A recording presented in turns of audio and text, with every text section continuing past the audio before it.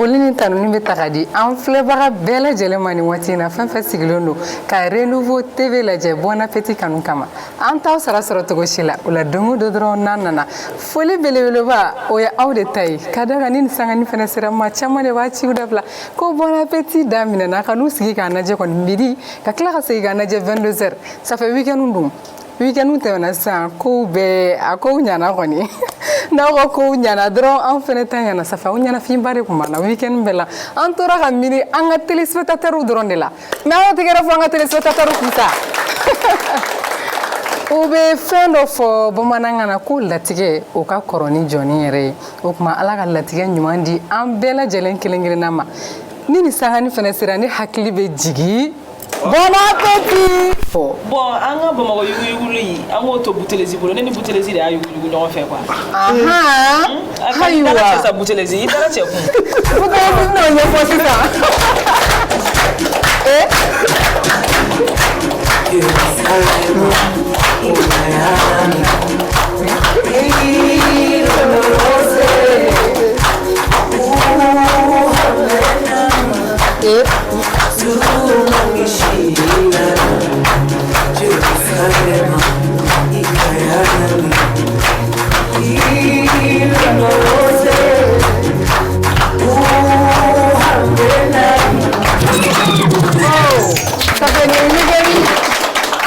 kɛ cogoya mun na sisan nɔ e y'i ta kɛ ten tɔ de ya bon Ramsès min bɛ ka ne dabali ban tigɛrɛ kan tɛ ka ne bon le week-end kɔni jara tigɛrɛ de na kelen tɛ dɔɔni nka o ma bali togo si la a ka cɛsiri la o muso cɛsirilen ye jɔn ye bi Fatumata Jabi madame Koyita i Koyita somɔgɔw bɛ i bisimila i ka foli di an filɛbagaw fɛnɛ ma a diyara n ye yɛrɛ de ne tɔgɔ madame Koyita Fatumata Jabi ale komi i yɛrɛ y'a fɔ cogo min ala ye d'an ma bolo fila kɛ n na ok n ka foli bɛ an fila bɛɛ ka bɛɛ lajɛlen an sigira hɛrɛ la ala k'an wuli hɛrɛ la amina yarabi bɛɛ lajɛlen n'i dakan Fatumata Jabi ala ye i dakan kɛ nin ka da kan i bangera n'a ye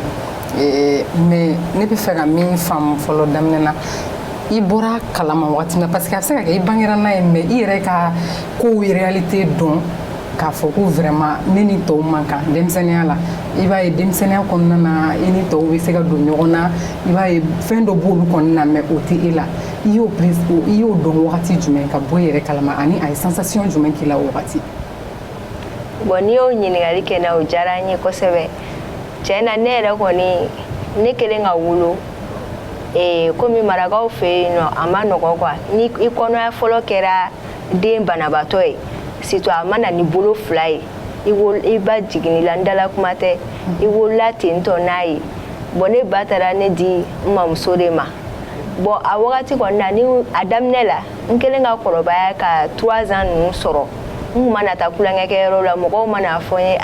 bɛɛ b'a fɔ ne ma de ko Jabi ko bolo t'i la a bɛ digi n na n bɛ kɛlɛ k'u fɛ n bɛ u dɔgɔya mais n mamuso sinamuso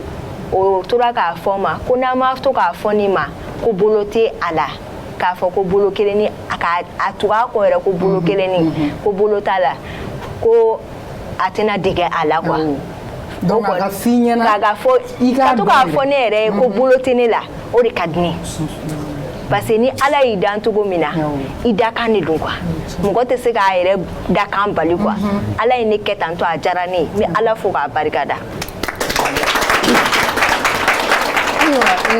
video b'an bolokɔrɔ yan nɔ i yɛrɛ ka kow taabolo kan an bɛ o jaw lajɛ fɔlɔ ka sɔrɔ ka na Assalamu alaikum warahmatullahi wabarakatuh madame Koyita Fatumata Jabi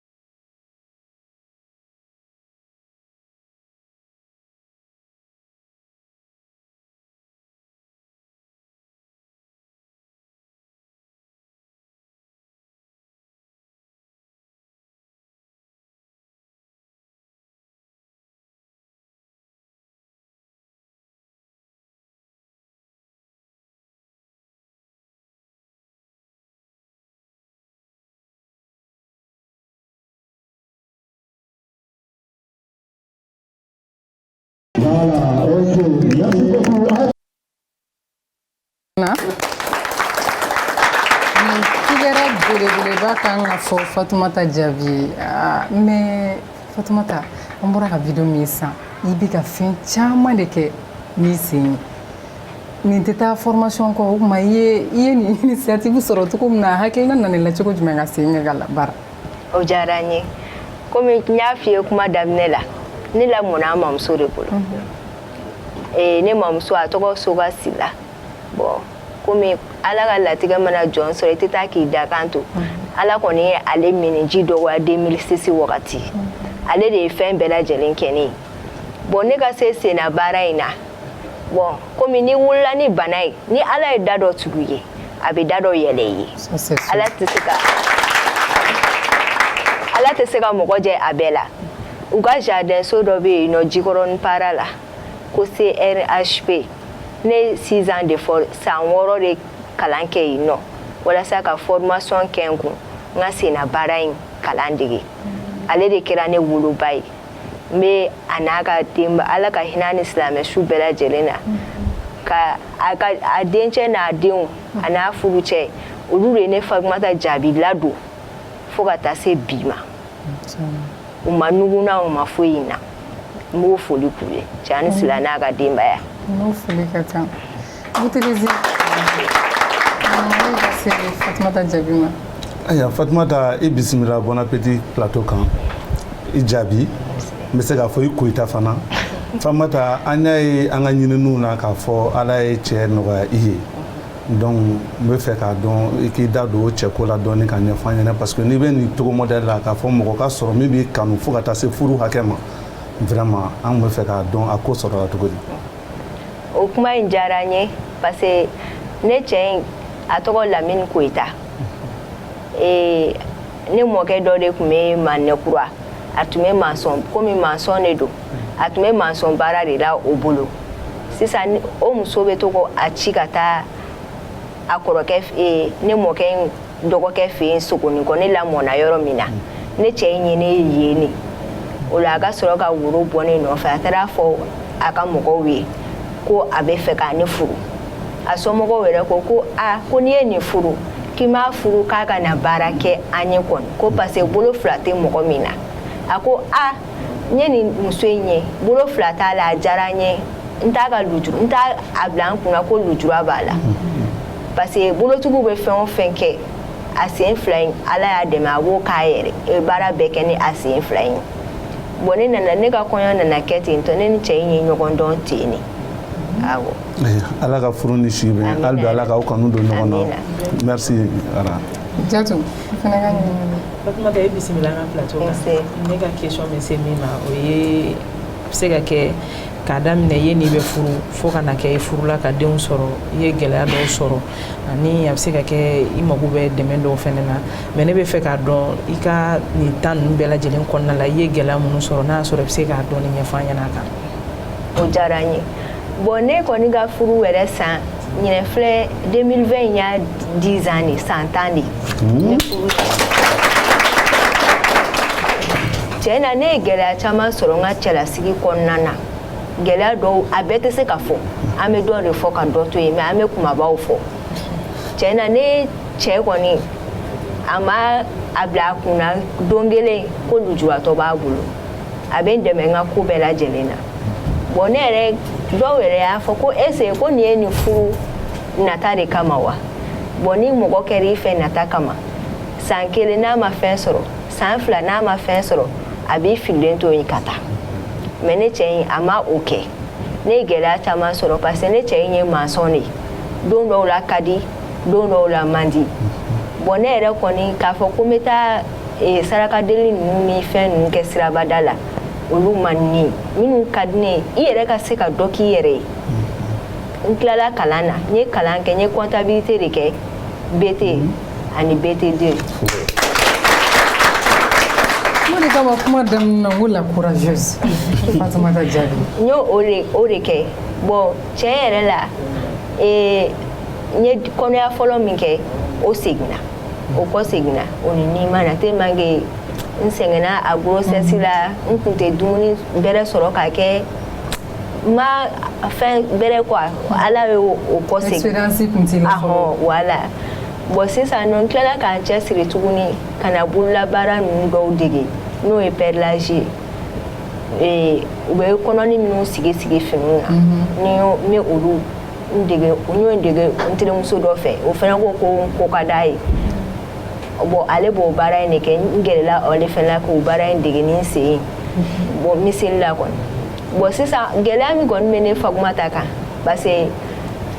mɔgɔ hali ni mɔgɔ b'i dɛmɛ sanni ka mɔgɔ dege jɛgɛ dun na a dege jɛgɛ mɔcogo la ne yɛrɛ kɔni ne ka sigi so a man di ne ye ne tilala kalan na ɲinɛ y'a san 10 de ne ma baara sɔrɔ bon sisan kɔni n bɛ stage dɔ la journalisme mais ne ma o kalan yɛrɛ kɛ mais ala ka mɔgɔ ɲuman dɔ de fana ye n ye u ka programme voice la n taara u ka événement dɔ la u ye invité n ye n ka situation ɲɛfɔ olu ko hali n'i ma kalan kɛ Fatoumata e ni dɛmɛ ka kan an b'i ta sinon ATT ka temps na u ye ATT muso lɔgɔ o ye promesse ta ne ni n cɛ ye ko a bɛ an dɛmɛ k'a bɛ so di an ma an k'an ka diɲɛlatigɛ k'a kɔnɔ k'a bɛ tila ka baara di ne yɛrɛ Fatoumata ma n k'an yɛrɛ dɛmɛ ni a ye mais a n'u ka coup d'état bɛnna an ma togoya si sɔrɔ o ko la tuguni an y'an sen don k'an bolo don an ma tiga si sɔrɔ o kɔfɛ IBK fɛnɛ kelen ka na n ye n ka demande d'audience fɛnɛ don mais ala m'a latigɛ n'a ka ɲɔgɔn ye ne yɛrɛ kɔni an kɔni bɛ gɛlɛya min na sisan ko gɛlɛya min bɛ ne kan an bɛ luwanse de la bon an bɛ so in sara 15,000 francs bon ni so in yɛrɛ a so yɛrɛ filɛ sisan béton de don mais a béton ma ɲɛ quoi i dalen ji de bɛ don so sanfɛ ka tɔnti a kan o degun de kɔni bɛ an kan ani fɛnɛ degun caman bɛ an kan a ka ca quoi an bɛ tagalen ɲɛfɛ ni don na ni hakili la i bɛ se k'o fɔ nka an bɛ wagati min na ko sisan kɔni lɔbɔ ni ATT u bɛ Mali kɔnɔ yan dɔrɔn n'a sɔrɔ aw tununa ɲɔgɔn na ala ka nin kɛ a sababu ɲuman ye an ka se ka ɲɔgɔnna sɔrɔ laɲini minnu fɔra olu ka sabati a kɔnɔ album photo ko i ka photo damadamaw de b'an bolo kɔrɔ yan nɔ donc an bɛ n'o ja yira i yɛrɛ la i b'a commenter an ye ni hakili bɛ minnu na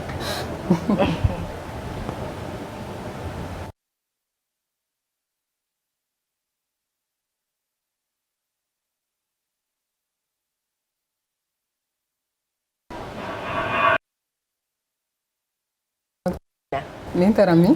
bon nin taara n ka so donda yɛrɛ de la i kun parlen n'o yan dɛ kɔɲɔ de kun bɛ yan ayi nin kɛra selidonya de fɛ ok nin kɛra seli dɔ wula fɛ de an bɛ taa ɲɛfɛ nin fɛnɛ ye dɔ ye awɔ nin kɛra bon ne ka photo tali caman ye seli hokumu ninnu kɔnɔna ye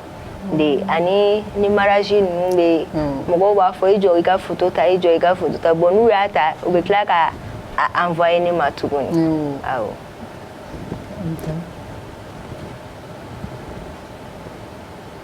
nin y'a ye an bɛ ka taa an dɔgɔmuso dɔ ka mariage kɛyɔrɔ la toute souriante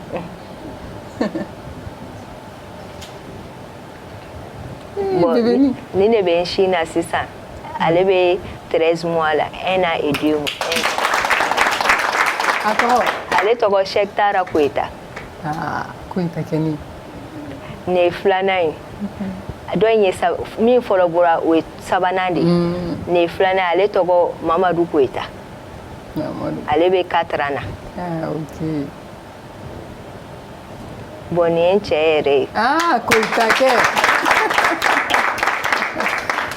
ale tɔgɔ Lamini Koyita nin cɛ in kɔni ye fɛn bɛɛ kɛ ne ye fɛn t'a bolo mais ni mɔgɔ y'i kanu a y'i fa hali ni ne ye kɔnɔ ta nin b'a ka maçon baara bila parce que ni kɔnɔ grossesse kɔrɔbayara ka se 4 mois 5 mois la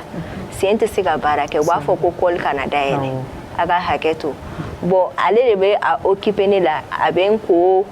a bɛ dumuni don da a bɛ n ka fɛn bɛɛ lajɛlen kɛ o cɛ ka dɔgɔn bi dɛ nin kɔni nin cɛ in kɛra ne fɛ ala kama ani hinɛ kama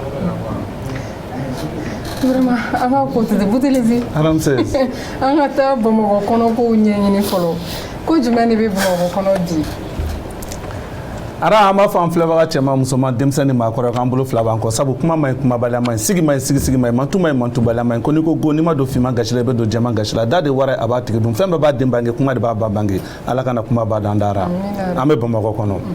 Ara kow bɛ yen Ara bi sɔgɔmada na i n'a fɔ an y'a fɔ jɛmukan tɛmɛn'o la cogo min na min tun ye examen ye u datiw bɔlen an y'a da Bon Appétit kanubagaw tulo kan ka dati bɛɛ lajɛlen fɔ donc ni maaw hakili b'a la an kun y'a jira k'a fɔ bi ni Ala ta'ala ma basi kɛ defu bɛ daminɛ bi mais alhamdulilayi tare bi defu bɛ daminɛ Mali étendue kan Ara an n'a sɔrɔ épreuve sportive kɛra ka tɛmɛ donc sisan sɔgɔmada na u ye baaraw daminɛ defu fɛn fɛn bɛ defu la an bɛ dugawu de kɛ sa Ala ka sankɔrɔta d'u ma Ala ka kunnawolo di u ma Ara an bɛ to Bamakɔ kɔnɔ hali bi ni jɛmukan kelen plateau sanfɛ Ara an ye honorable Soumaïla Cissé ka segiliko kuma fɔ a kɛra nisɔndiya a kɛra tare a kɛra bonyaba ye Ara an y'a ye k'a fɔ dɔgɔkun tɛmɛnen a y'a sogo doni a ka garde corps min ye Ala ka hinɛ Mohamed Cissé la min tora Soumaïla yɛrɛ ka minɛli senfɛ le 25 mars a y'a sogo doni ka taa Mohamed fɛ yen ka taa foli kɛ ka taa sibila kɛ ka taa fure Ara kuranɛ kalanba kɛra i n'a fɔ maaw ɲɛ bɛ jaw la cogo min na Ara an bɛ dugawu de kɛ sa Ala ka fure dayɔrɔ suma Ara a y'an kɔn kiti min na Ala k'a nɔgɔya k'an yɛrɛ ɲɛ k'an ta donba kɔnɔ Ara an bɛ to Bamakɔ kɔnɔ hali bi kow bɛ yen Ara min ye Isa Kawjim ye Elhaj Isa Kawjim Ara min ye semasi coordinateur ye an ye kuma caman fɔra bɔlɔlɔ sanfɛ Kawjim yɛrɛ ka interview caman bilala ka yira k'a fɔ a bɛ M5 labɔ semasi siège la u ka réunion tɛ kɛ tuguni Ara aya min ye samedi don ye aya ko Kawjim ni M5 denmisɛnw fɔnna ɲɔgɔn kɔ Ara n bɛ fɛ an ka ni ja lajɛ an ka segin responsable qui engage la semence qui est décidé de les interdire des réunions ici et vous avez vu sur les réseaux. Ramsès i n'a fɔ mɔgɔw ɲɛ bɛ ja la cogo min na Kawjim vraiment a taara de k'a bɛ ninnu labɔ semence siège la pour que u ka réunion kana tuni donc o de y'a sɔrɔ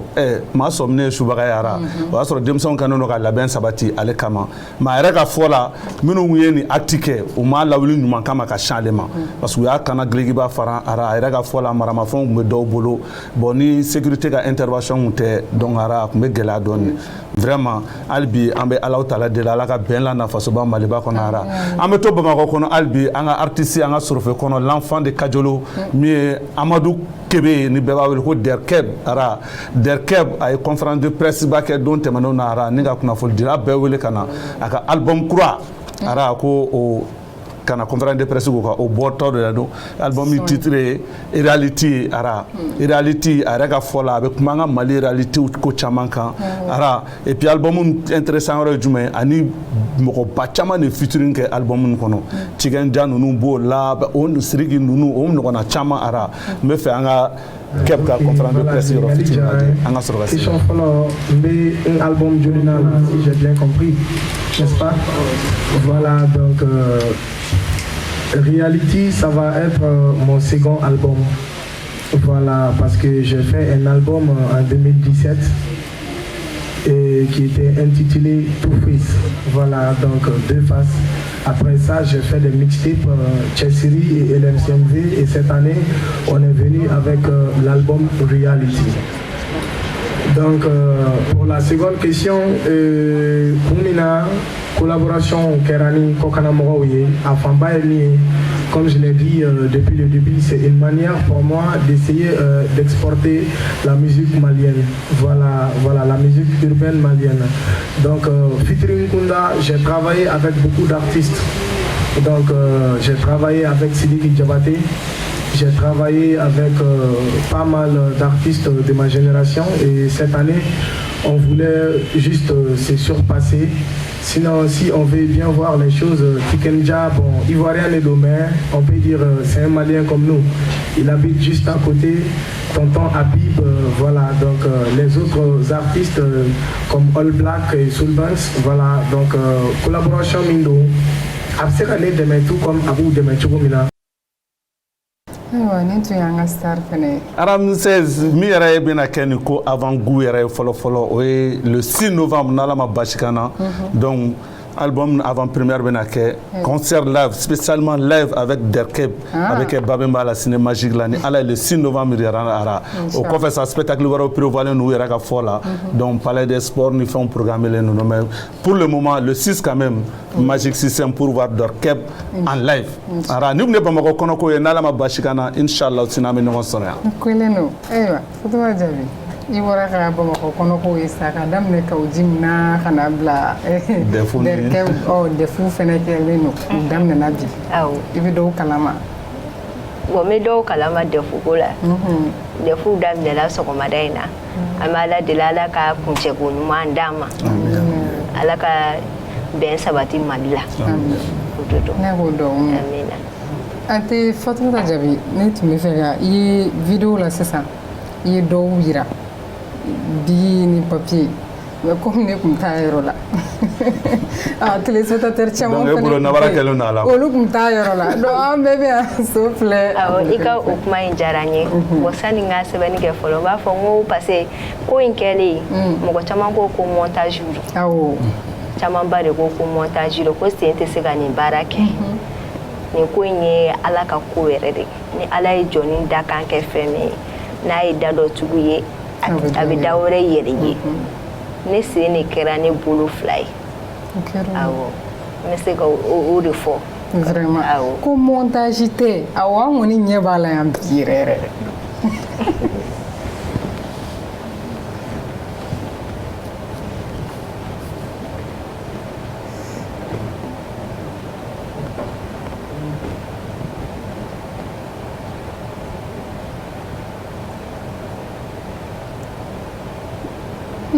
Anga émission toko dumani mega seven. Bon appétit.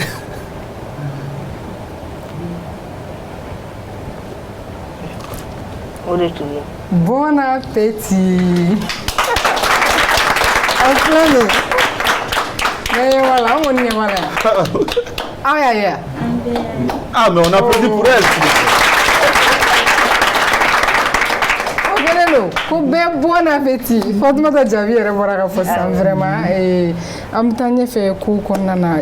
bien manger o wagati sera muso kelen min fana b'i cɛsiri a kuma bɛɛ dumuni ko n'a ma nafa fɔ don min na a bɛ na ni dumuni yɛrɛ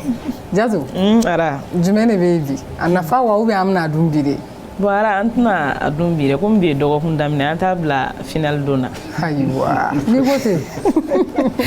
Arabi légumes ne b'an bolo an bɛna min nafa fɔ mɔgɔw ɲɛna ni o ye haricot vert ye haricot vert an bɛɛ b'a dɔn a bɛ yan nɔ wagati dɔw la prix bɛ jigin kuma dɔw bɛ kɛ I b'a sɔrɔ a sɔngɔ ka di kosɛbɛ an ka sugu kɔnɔna la haricot vert nafa ye fɛn mun ye an bɛn'o de ɲɛfɔ mɔgɔw ɲɛna pour que u bɛ se k'u ka tɔmɔtɔw sɔrɔ a la a bɛ minnu lase an farisogo ma a fɔlɔ ye fɛn min ye o ye an kolotugudaw n'i bɛ to ka haricot vert dun an kolotuguda minnu bɛ yen a ka ɲi olu ma kosɛbɛ o tɛmɛnen kɔfɛ hypertension bɛ mɔgɔ minnu na n'o ye tension yɛlɛlita ye n'olu fana bɛ to ka dun a ka ɲi olu ma dusukunna bana ka se jolisira ninnu ma a ka ɲi olu fana ma kosɛbɛ o tɛmɛnen kɔfɛ mɔgɔ minnu bɛ yen nɔ k'olu bɛ régime kɛ n'u bɛ fɛ ka fasa teliya la olu fana bɛ se ka haricot vert dun a tɛ basi foyi lase olu tigilamɔgɔw ma o bɔlen kɔfɛ tuguni mɔgɔ minnu bɛ yen nɔ ni I bɛ to ka haricot vert dun wagati bɛɛ tuma bɛɛ I kɔrɔtɔ la a b'i kisi k'i farisogo fɔsɔn walima farisogolabana dɔw bɛ a b'i kisi olu fana ma ani kɔrɔ joona fana ma o bɔlen kɔfɛ nɔ ni an bɛ to ka haricot vert fana dun tuma bɛɛ jabɛtitɔ surtout jabɛtitɔw a b'olu ka k'u to u ka traitement na wagati min na n'u bɛ se ka to ka haricot vert dun wagati bɛɛ a ka ɲi jabɛtitɔw ma fo k'a dama tɛmɛ o tɛmɛnen kɔfɛ tuguni ka bɔ yen nɔ ara mɔgɔ minnu bɛ yen nɔ ni mɔgɔ minnu bɛ yen nɔ n'i bɛ se ka haricot vert dun dɔgɔkun kɔnɔ siɲɛ 2 fo ka taa se siɲɛ 3 ma I b'a ye cancer tɔn a ka ɲi olu tigilamɔgɔw de ma kosɛbɛ n'olu sera k'a sɔrɔ dɔgɔkun kɔnɔ siɲɛ 2 fo ka taa se siɲɛ 3 ma n'olu bɛ to ka dun a ka ɲi olu tigilamɔgɔw ma fo ka dama tɛmɛ wa ara o bɛɛ tɛmɛnen kɔfɛ ka bɔ yen an ɲɛkisɛ fɛnɛ haricot vert ka ɲi o ma n'an bɛ to ka dun a ka ɲi ɲɛkisɛ banamisɛnnin caman bɛ yen nɔ ani nɔgɔ minnu bɛ k'a ɲɛkisɛ la a ka ɲi olu fɛnɛ ma parce que a bɛ caman bɔ olu nɔgɔw la o tɛmɛnen kɔfɛ ka bɔ yen nɔ tuguni ara bana dɔ bɛ yen nɔ I b'a fɔ komi farikololabanaw I b'a fɔ souvent voilà mɔgɔ farikolo yɛrɛ la I b'a sɔrɔ bana dɔw b'a la dɔw bɛ bɔ kɛnɛma dɔw bɛ an golo jukɔrɔlaw la n'an bɛ to ka haricot vert fɛnɛ dun wagati bɛɛ a ka ɲi o fɛnɛ ma kojugu fo k'a dama tɛmɛ donc ara ni ne kun b'an bolo bi ka nin damadɔni fɔ mɔgɔw ɲɛna pour que u k'a faamuya n'u bɛ to ka haricot vert dun a ka ɲi an farisogo ma fo k'a dama tɛmɛ wa bana minnu fɛnɛ b'an na a bɛ kɛ sababu ye ko olu fɛnɛ lasegin kɔ dɔɔni o de kun b'an bolo bi bon appétit kɛnɛ kan. Nama bane haricot filɛ nin Tarawele lakaw sɔ yɛrɛ mana fɔ fan o fan kɔni Tarawele o de kama I nana n'a ye n'a fɔra ko sɔ hakili bɛ jigin jɔn na jamu jumɛn na bɛɛ b'a dɔn Tarawele non ayi e ma ɲininka ko ne de ɲininka bɛɛ b'a dɔn n'i ye sɔ kɔni fɔ kɔni tɔgɔ kumaba saba fɔlɔ fɔlɔ Jara filanan Kɔnɛ sabanan Kulubali kuma banna ko filɛ nin ye Jabi seereya tigɛ sɔ ye jɔn de ta ye yan Mali kɔnɔ sɔ in kɔni maa caman b'a dun dɛ ko jɔn de ta don a ye pɛrɛn-pɛrɛnla tigɛ jɔn de ta don n yɛrɛ fɛ sɔ ye a ko bɛ sa ko e min fɔ an k'a to ɲuman sɔrɔ a la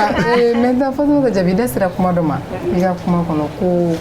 gɛlɛya dɔw kɛra sani I ka furu waati cɛ parce que cɛ somɔgɔw tun ma faamuyali kɛ mais an bɛ don min ko bi sisan kɔnɛ kelen fo ka taa se kɔnɛ 3 ma yɛlɛma donna kow la u y'a faamu u tun bɛ ka siran min ye est ce que o bɔra kɔnɔ o kuma in diyara n ye bi n bɛ Ala fo k'a barikada ne yɛrɛ cɛ fa n'a ba olu bɛ Kayi de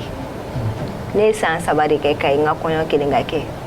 u ka barama kini barama o ye 7 kilos ye n'an barama o ye 4 kilos ye ne de bɛ komi n cɛ parce que a kɔrɔkɛ fɔlɔ o hakili ma dafa quoi mais ne cɛ de bɛ komi denkɛ fɔlɔ placé la quoi ne de kɛra buramuso fɔlɔ ye bon ne tun bɛ taa nan san sugu la ka na n ka tobili kɛ a daminɛ la mɔgɔ u tun tɛ n dɛmɛ yɛrɛ parce que a daminɛ la u ko bolo tɛ nin muso in na k'an dencɛ taara a furu an nana 2 mois kɛ n bɛ n buramuso ka fini nɔgɔw ko n bɛ n sigi ka u ko ni sen awɔ I bɛ fini ko ni sen n bɛ fini ko ni sen hali ni baarakɛla tɛ n bolo ne bɛ n denw ka fini ko ni sen n cɛ ka fini ko ni sen wa a bɛ jɛ fɛnɛ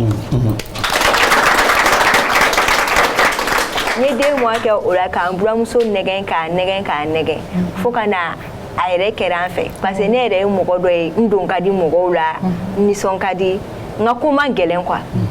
n'i ye n'a faamuya ka ko fɔ n ye dɔrɔn a bɛ ɲɛ cogo min na an b'a kɛ ten tɔ fo ka na kɛ n buramuso yɛrɛ kɛra an fɛ ka tɛmɛ n cɛ yɛrɛ kan a banna wallahi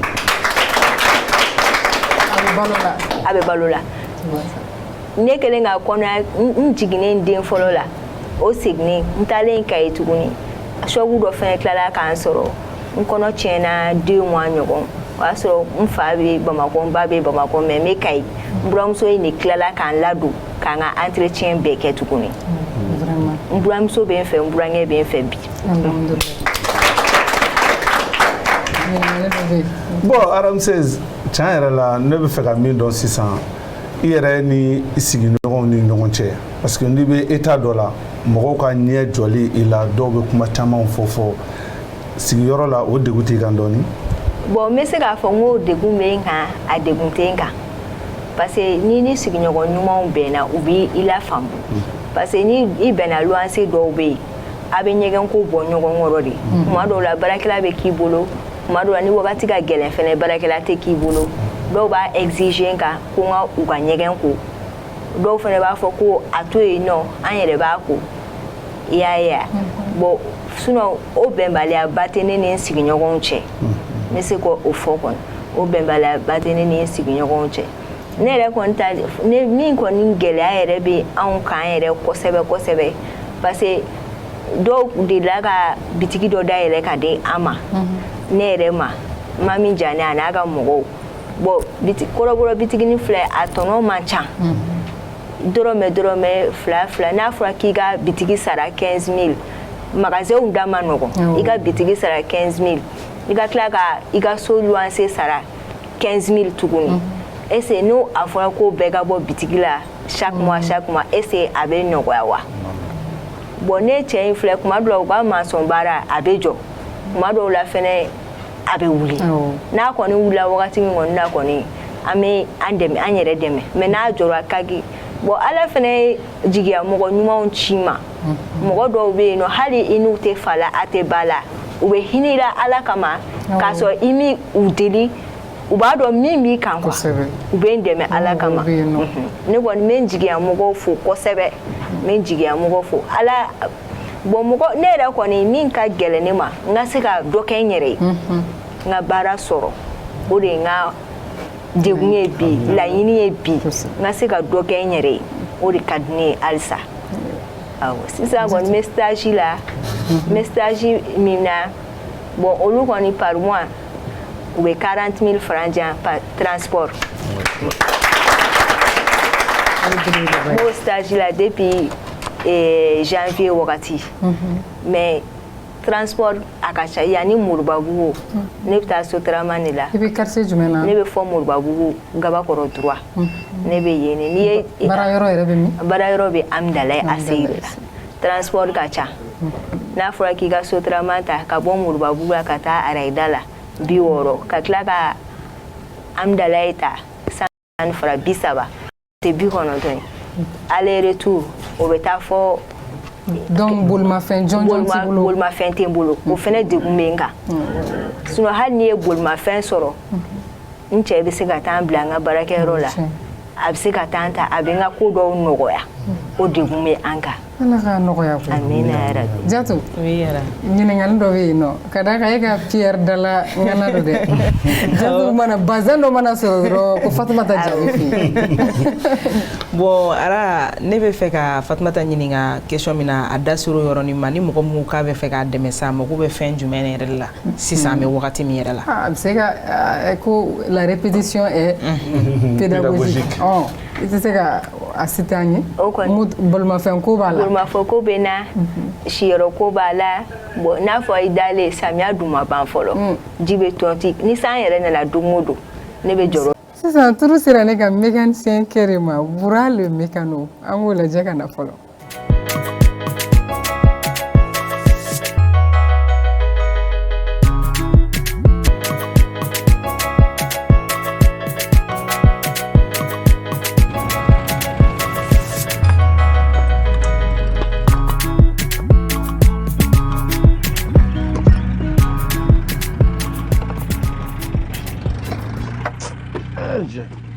denmisɛnnin ninnu yɛrɛ han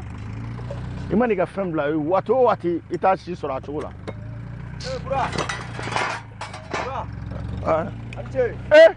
n dɔgɔ ko bɛ cogo di kori baasi tɛ yen cɛ i ye n bila o han i b'a dɔn ha ne yɛrɛ kun mago nin bɛ la o walayi i ti ɲa ma i ka na an ka o kumani kɛ ou bien i bɛ ci telefɔni dɔ la yen a bon n kun ɲɛ gannen don dɔɔnin i bɛ se k'a ɲɛfɔ kɛ i b'a kalama Bura wagati na n'i y'a ye ne tununnen don gansan tɛ quoi awɔ ne ka denni bɛ yen a ko n ka diɲɛlatigɛ fɛn o fɛn ka ye n y'a k'a ye a mana fɛn fɛn ɲini fɛ Bura ne b'a k'a ye Bura bɛ mun fɔ ko muso tɛ dɔn ka ban n bɛ sɔn ka da kuma in na dɛ n dɔgɔ n bɛ min f'i ye kɛ cɛ ye quoi kɛ cɛ ye awɔ i ma ne ye ne t'a ja muso la mais n b'u nɛgɛ fɛnɛ i b'i yɛrɛ kɛ cɛkisɛ de ye k'i yɛrɛ la farinya don dɔ la n'a y'i wele i b'i ban ka appel ta don dɔ i b'a wele i b'a musolaka n'ale ta ɲɔgɔn na wɛrɛ tɛ yan han f'i k'i yɛrɛ kɛ cɛ de ye ko dɔ bɛ yen nɔ n dɔgɔ n'i ma ne Bura le mécano Bura ayi ne tɛ temps yɛrɛ di i bɛ sɔn de n b'a wele téléphone na don dɔ i b'a négliger han parce que e de ye cɛ ye cɛya kurusi don i y'a faamuya ka na e yɛrɛ système jumɛn de b'e bolo ne bɛ se k'o mene pour que nin ko in ka nɔgɔya sisan problème c'est très simple i b'a dɔn i bɛ min kɛ yan n'a y'i wele i b'a négliger ne ye min da n ta kan ne de b'o dɔn han ma chérie han awɔ ko b'a nana an ɲɛfɔ Bura nin ye e de kumakan ye Ha? Echa. Patron bra. Ha? Ni ga kuma me ha? Awo. Ya fo tuba na ba ke. No. Awo. Egata. Awo ba ke. Ha? Ko jugu gara de. Ha, la de. Echa.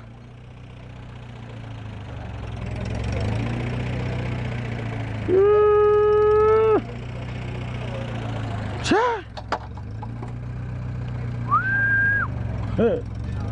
Cemen dogon nan daduk mala.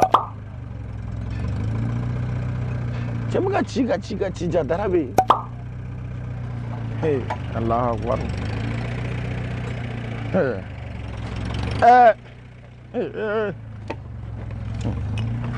Ngonu.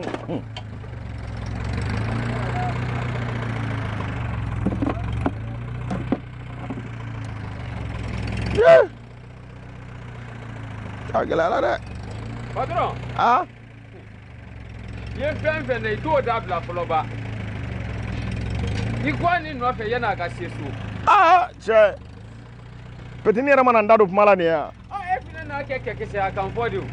Cɛ. E y'a dɔn min y'i kan so, e yɛrɛ y'a dɔn min ye yen. O na n'i bolo minɛ bɔrɔ kɔnɔ i t'i teriya nin nɔfɛ. Wala, ne yɛrɛ jɔrɔlen don diɲɛ kɔnɔ. Cɛ. Ne ta in. Ayi o dabila bɛ na n kuwa. Na. E bɛ taa n bila. Ne bɔ i bila kɛ. Ni donna so tan ni ala tɛ i tɛ si so dɛ. Cɛ i jɔ. Cɛ. Mun dɔ fana na e bila nin kuma sugu kɔ. Cɛ jumɛn tɛ cɛ ye? Cɛ jumɛn bɛ yen min tɛ cɛ ye? Kɛnɛma an bɛɛ ye cɛ ye koyi. Mɛ i y'a lɔn kɔni min y'a so kana kɛ kisɛ a kan fɔ do i ye. Ni n'ala t'a fɔ sisan e ye i kuma sugu bɛɛ fɔ. An quoi n bɔ i bila. Nka i kana nin ɲɔgɔn wɛrɛ fɔ dɛ ni ala ne kɔni bɔ ne cɛ ye min. Cɛ mɛ ka taa kɛ.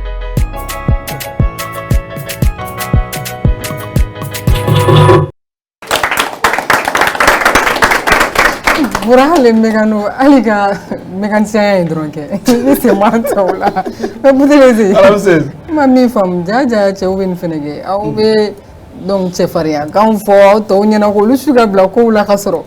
aw yɛrɛ. Ara kuma donna dɔw ko kabini Ala ye diɲɛ dan ko t'a fɛ bolo bɛ se. Donc ko filɛ nin sa caman bɛ cɛya kan fɔ. Bura tun t'o kalama o de y'a to kow y'ale minɛ. Ayi non surprise bɛ jinɛ minɛ sa a balila la de. Min bɛ da olu yɛrɛ kan o de y'a to fo kana i kungo fɔ yɔrɔ caya sinon i b'a fɔ dɔ ɲɛna o bɛ hakilinajugu de la ka sɔrɔ min bɛ ko yɛrɛ la o ka jugu ni e ta ye. O ye tiɲɛ. Fatumata Jaabi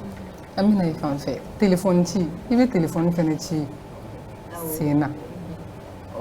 Boutelezi ka appel a numéro b'i kunna i bɛ numéro ta sisan ka Boutelezi wele an bɛna kow jateminɛ. Boutelezi téléphone na bɔ.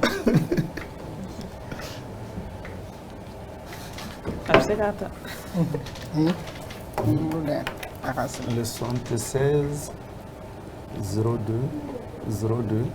39. Ayiwa ne y'a fɔ. 76 02 02 encore 39. Ayiwa i ye numéro in fɔ dɛ i kɔni yɔrɔ i talen don. K'i ka sonnerie k'a la.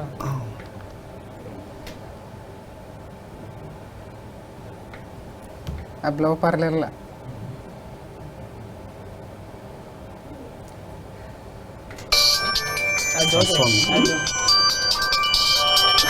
Tiɲɛ na. I b'a da i tulo de la. A bɛ ka sonner.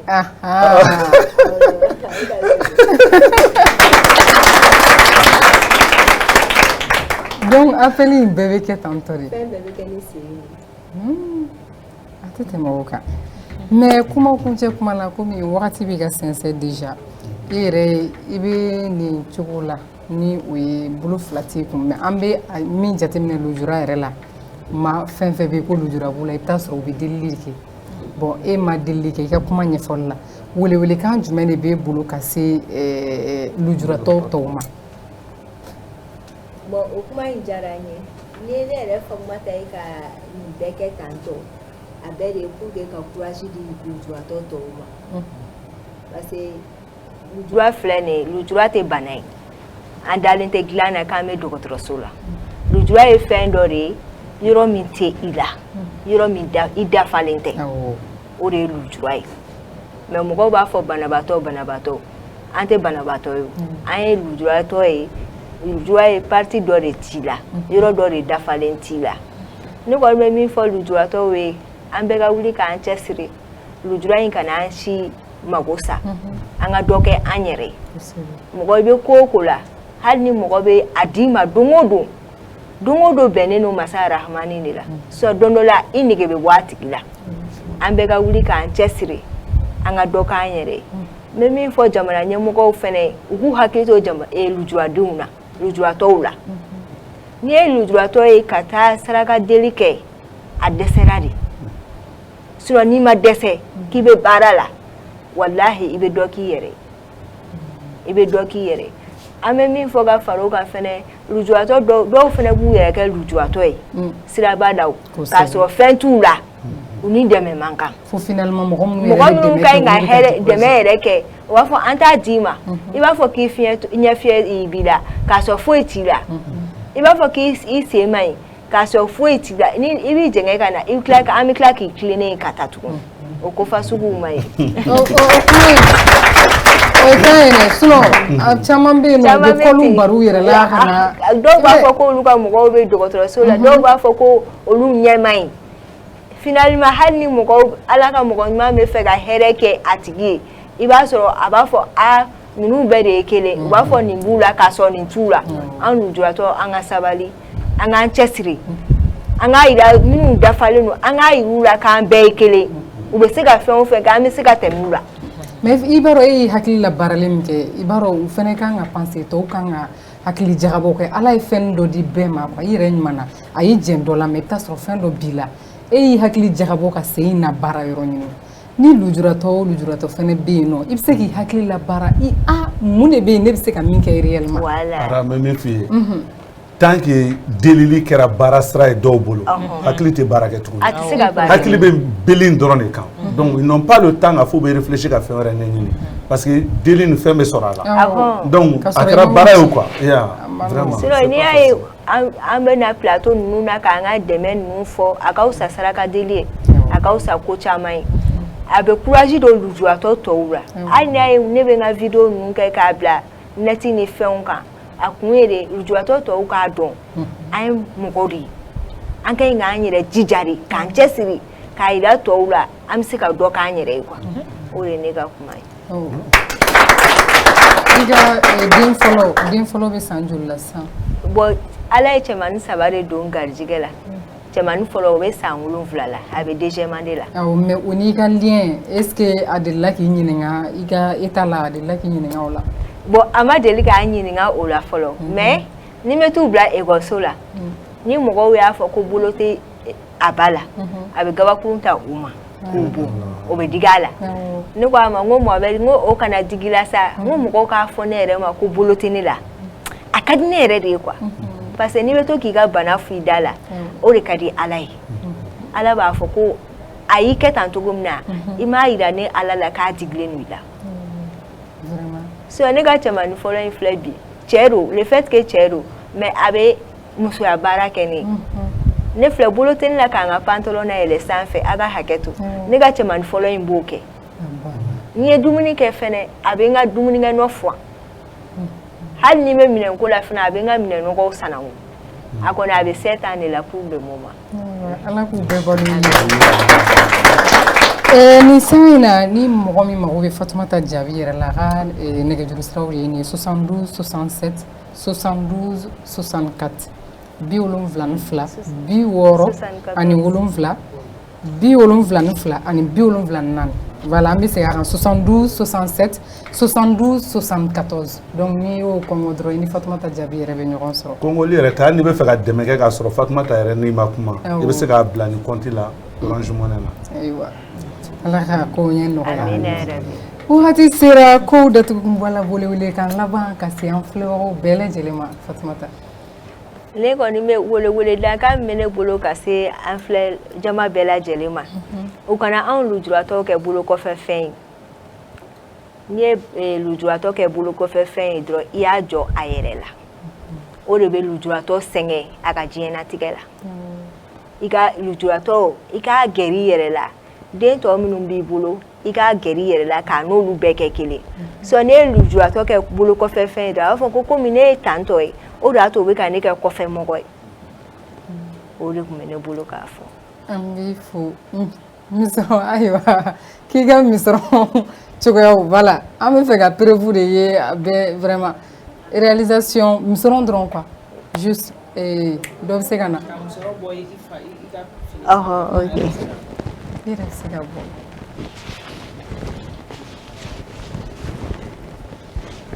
dɔ k'a ɲɛma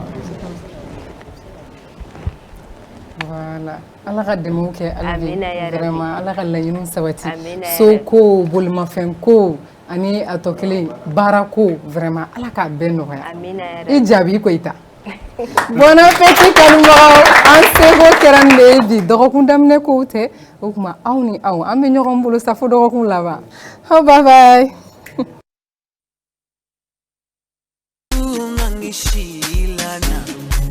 Jerusalema ikayalami ilonoloze uhambe nami sungangishilana dawo yami ayikholana buso wami awukholana ilondoloze